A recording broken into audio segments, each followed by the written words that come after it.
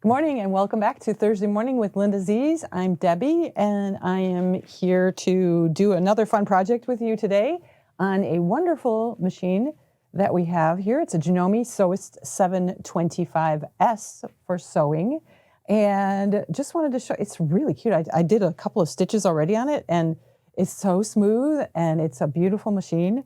Just one of those under $500 machines that are perfect. Look, it's got a handle. You can carry it wherever you need to take it. And it's got a bobbin winder built in. The needle threader is very easy to use. It's actually an automatic needle threader that's here, a semi-automatic. It's very great. You've got some decorative stitches. And then look, I took out the pouch of what it comes with. It comes with 6 separate feet. So, your regular generic feet that most machines come with. The blind hem foot, the zipper foot, the zigzag foot, the standard regular sewing foot, the overlock foot, that's what I always forget, and then your buttonhole foot as well, which is great. What I found also is this really cool seam guide, so you can do for your quilting projects, you can just add this seam guide into the shank of the machine. Here, I'll just show you how you can do it so easily. You add your guide in, and then you can do some what I would call echo quilting. So you could, like a walking foot, you could be walking along and just guiding your project along the seam so that you know when it's exactly that far apart, and it does go all the way out to, I'd say, about a 2.5 to 3 inch, maybe more. Let's see, how long is this? Right, so it's a 2.5 inch guide, so you can do up to 2.5 inches width of echo quilting. And that's just straight line quilting. It's perfect for that. You've got a package of needles. You have this auxiliary spool. So it's a vertical spool holder that you can just slide right onto the top of the machine over here like that. So that's really great.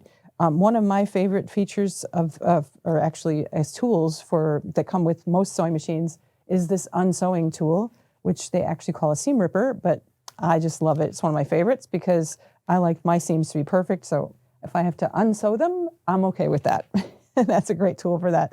They have a screwdriver in here to remove your different feet, and it might be used. Nope, but the needle removal is hand done, so it's just twisted off with your hand. You have a brush to clean out. Cleaning is very important for the machines, and it's actually a little stylus point here as well, so you could use that also to push your fabrics through your machine. What am I missing? A felt holder, and there's 2 spool holders there too. And then you get 4 bobbins with this machine. So it's a really, really cute. Oh, and you get a hardcover. We saw that earlier when we were taking this out of the box. It's a hardcover, fits over this, so for storage purposes and for carrying and protecting it as you travel with it, you have a hardcover. So that is wonderful. You have a reverse sew button that we'll be using in a little while over here. So your width of your stitches can be 5 millimeters, up to 5 millimeters. You have a large space here of, let's see how many inches that is so it's a 6-inch throat space from your needle over to the throat of the machine. That's wonderful. We figured that this machine is about 13 pounds. So just think about, you're carrying this machine, it's 13 pounds to class. It's a very nice, you get the reliability of the Janome brand, and then you get this lightweight machine that you can bring to class. So 25 decorative stitches, different stitches. You have stitch length of up to 4 millimeters, and then your sewing speed is 820. You'll see, it's just like a really quiet, it's very reliable machine. You'll see how fast it can go in a moment. And then I did adjust the presser foot pressure. So you can adjust that to lessen the pressure. So when you're doing like quilting projects or types of quilting projects like this, you want to release that. And then there's an extra foot height as well. So you can, with your hand, you can actually bring it up higher to bring in some of those thicker projects that you need to work on. So that's a really cool feature on a little machine like this. That's very, very cool. And that built-in needle threader, of course, too. And then you can drop the feed dogs and do free motion quilting on this machine as well. So that's also another really fun feature of this little machine, which is great. Under $500, quite under $500, if I might say. And so we're hoping that you will think about this for your own needs for traveling or for the loved one in your life that you're thinking of a machine for. One-step buttonhole, I just see that right here too. That's great also. Why don't we get to our project? Okay, so for the project that we're going to be working on today, I have decided that I wanted to make a cozy for the microwave, right? So, and I thought, oh, cozies for the microwave. I could make one for a plate, and oftentimes it's a plate that I'm putting into, or it's one of my glass Pyrex dishes that I'm putting into the microwave. So I realized that there are different sizes that you could make, and the easiest one, we're going to make the easiest one today, and that would be if you have any 10-inch squares, you know, those layer cakes that Moda makes or that all the fabric manufacturers make in their pre-cut fabrics. It's a 10-inch square of fabric, and usually you get a package of them that represent an entire collection of fabric. So they're coordinating fabrics, and so if you have any of those left over from a project of yours, you may have made a quilt and you've got a couple of those left over. All you need is 2 of those to make a cozy, and you need then the same size of batting. So the requirements really to put into a microwave would be the fabric can't have any metallic aspects to it, because of course you can't put metal into a microwave. So it should be 100% cotton without any metallic aspects. So avoid those beautiful kinds. You can use those fabrics for other projects, but not for microwave cozies. And then the batting and thread should also be 100% cotton. So that's also important. I've got my handy dandy air erasing sew line pen. I started marking earlier, and it's air erasing already on me. So I better get to it here, huh? So basically I have taken one piece of batting and one piece of the 10-inch square fabric, and I have attached each piece of batting to the wrong side of my cotton fabric. And I have marked an X across the middle, and I have sewed one entirely, both sides, and then I just did one side of the second piece. So I was going to show you that and I do have that line still, so that's good. It's going to be erasing quickly, but here we go. We're going to go from corner to corner, and I have marked on the batting side, but later you'll see what I've marked on the batting side. So actually I marked on the fabric side, and it's going to erase this X so that I can see it as I sew down the line. So here we are, and we are at this Janome 725. It's a wonderful little machine. I have played on it already, and so here we're just going along.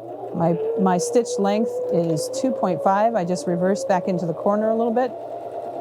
And you can, I don't know if you can hear that, but it is just really beautiful humming. And it's very sturdy and strong, and it's going to town. I have lifted the presser foot weights a little bit, because the first couple times I went, it was actually pushing down a little bit too hard. So I released that a little bit, and that was a perfect line there. You can see that perfect line across there. It didn't have any gathering. The first time I did that, there was a little bit of gathering that happened, so it was pushing it down a little bit too hard. So that's great that you can adjust that on this machine. It's fabulous, actually. So here we've got our 2 pieces finished. Just trim off some of that extra thread there. And what we're going to do is we're going to create darts on all 4 edges of this cozy. Okay, so we can mark these.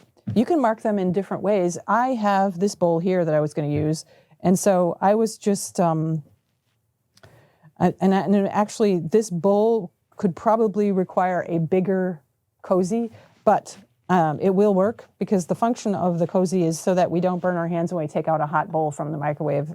In my opinion, that's what it's for. And so this will work just fine on this bowl that I have here as a prop. There you go. Trying to find the word. So basically, if you're going to measure your darts, the more you, okay, this would have been ideal, right? So I have this bigger piece, and this one is 14 inches squared. And I was going to do this for a plate for later, but you can see that if I hold this 14-inch piece up, it does cover the entire width of the bowl. And so that's how you can measure how big you want your cozy to be. You can take whatever it is that I have a lot of rectangular Pyrex pieces, so I would have to make my piece for those rectangular in size a little bit. But even just a square is going to be fine for those, really. You'll find that they do work even in a square cozy. Okay, so let's go and measure on my little guy here the darts. So how do we do the darts? I just don't like the idea of it being too high, my bowl. So my darts I've made a little bit smaller as I marked them. So I've got 3 inches. I measured by folding in half my squares.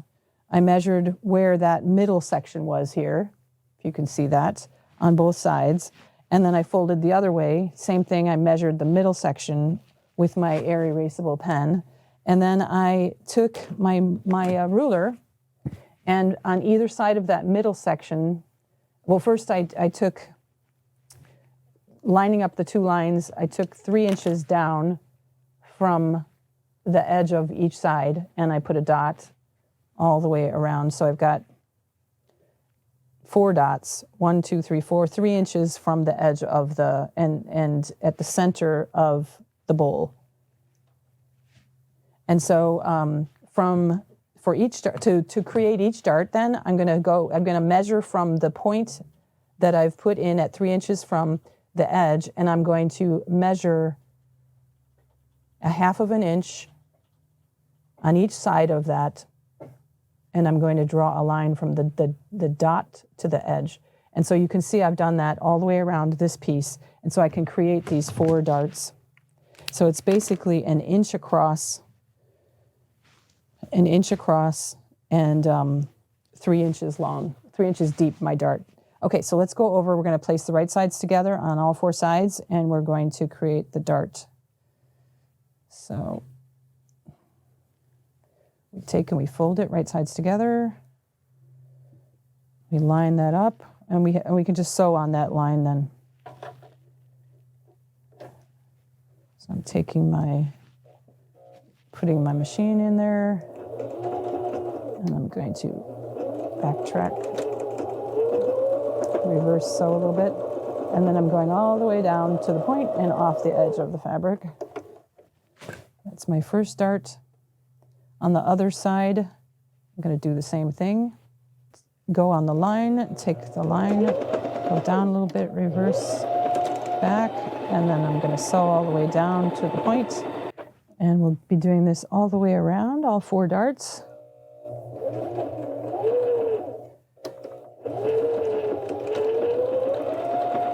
I'm going to go down to the point and sew off. Rip that, and then I'm going to do the other 2. So you can see I've got 2 darts already. Place the right sides together. I'll be trimming these threads also. Okay, so I bring this right sides together, make sure the fabric is all lined up from the inside here. Here we go for dart number 3. You know what, I'm going to take my point turner, make sure that that is lining up for me. You can see what I just did, but I'm lining that up to make sure my fabric has the right fold in there.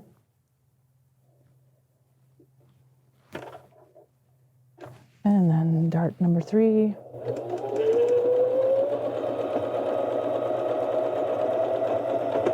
Stitch off at that point.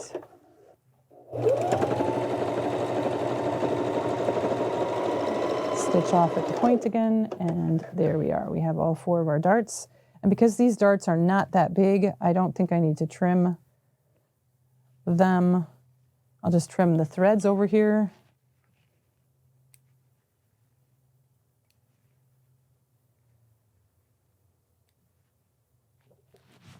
Okay, so I've got my 4 darts made there. Let's go ahead back to the machine, put our right sides together, make sure that the pretty fabric is actually in the fold down in there. And so I'll go ahead and do that, and we'll come back when I'm done with that.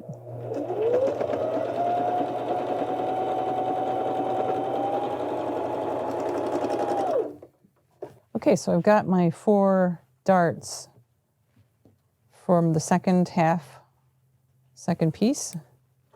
Trimming up those threads now first. All right, so this is what they look like, our pieces for our cozy. So you can see they're already sort of wobbly a little bit. What we want to do is we want to take right sides together and we want to place them right sides together, and we want to line up everything, corners and darts. Okay, so we're going to clip around, and I'm going to mark actually, this is where I'm going to leave the opening here. That's how we're going to turn the project around, is through this opening here. And we're going to stitch all the way around the outside of this and just leave that one opening there. That looks pretty good. All right, so I'm going to start here at the edge of that opening, go over to the machine. And when I have an opening like this, I like to actually stitch from the edge in and then turn and go around. So I hope you can kind of see what I'm talking about. I'm going to take my first clip out. And so I'm actually going to stitch on that purple line going towards the seam allowance.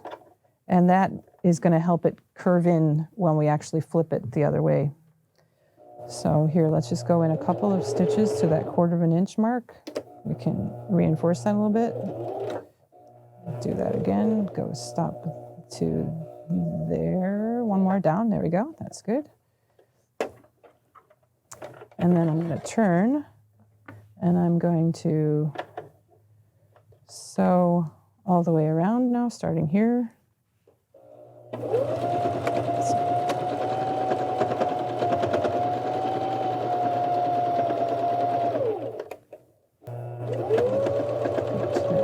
It's just shy of my seam allowance. I will turn.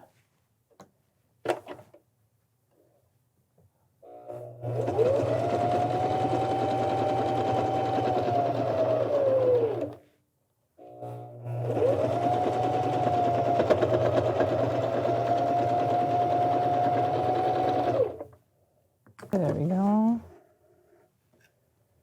All right, so I've got my opening here. What I'd like to do is first trim the corners with a bigger scissor. Actually, I could use this little scissor here. This is fine. Trim the corners, because I will be flipping this around right sides out. We don't want to trim through that stitching, otherwise we'll have to resew that stitch around that corner again if you end up doing that. These things can happen, but try to avoid that. Okay, so then we pull this project through that opening. The victory is almost at hand. I see pink.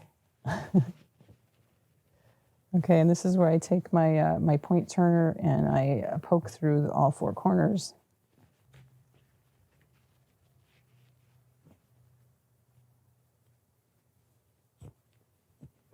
Okay, so that's what that looks like. And then we just take this guy where our opening is.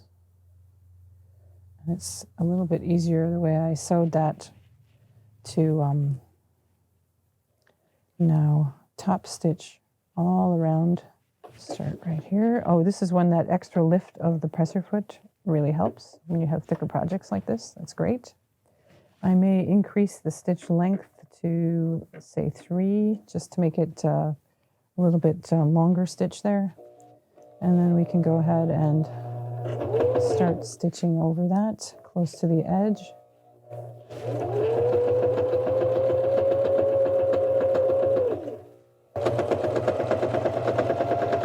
And this middle section's a little really thick. Get through that guy.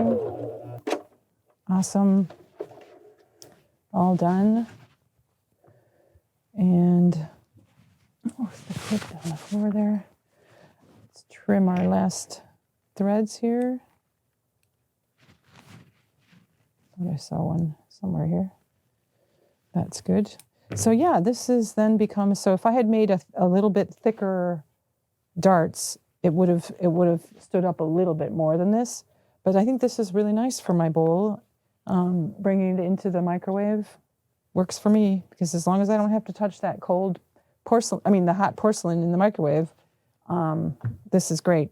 And then of course, like I said, you can make them bigger Your darts will just be in function of how tall your dish is, and then how wide that will be is how tall you want it to be. Your darts will in function of that. So hope you enjoyed today's class on this, and sew away, everyone, and we'll see you next time. Enjoy, come and see this Janome machine anytime you'd like. We'd love to show you the Sewist 725. It's a beautiful little machine. So everyone have a wonderful day, and we'll see you next time.